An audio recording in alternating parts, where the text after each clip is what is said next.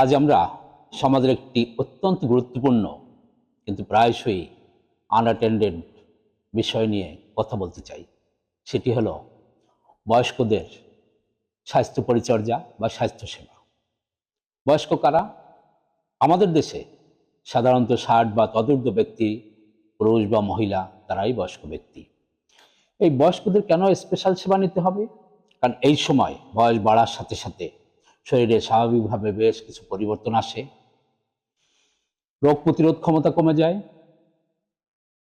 পড়ে যাওয়ার সম্ভাবনা বেড়ে যায়, হাড় ভঙ্গুর হয়ে যায়, হৃদযন্ত্র, উচ্চ রক্তচাপ, ডায়াবেটিস, স্ট্রোক হওয়ার ঝুঁকি বাড়ে, হাড় ক্ষয় হয় বা অস্টিওপোরোসিস যাকে আমরা বলি, স্মৃতিভ্রম বা ডিমেনশিয়া হয়, ডিপ্রেশন, হতাশা গ্রাস করে, ঘুমের সমস্যা বা ইনসোমনিয়া হয়, প্রস্রাবের সমস্যা হয়, হয় ইনকন্টিনেন্স হয় বা ধরে রাখতে না পারা প্রস্রাব, অথবা বারবার পেশাবের বেগ হওয়া, চোখে ছানি পড়ে, শ্রবণ শক্তি কমে যায়।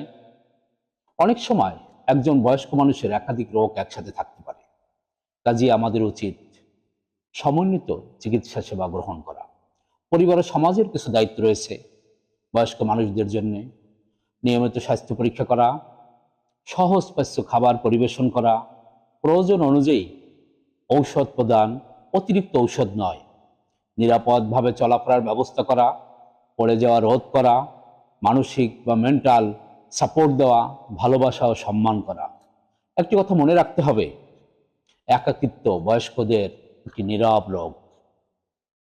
কাজে আমাদের তাদের কথা মনোযোগ দিয়ে শুনতে হবে, সম্মান করতে হবে।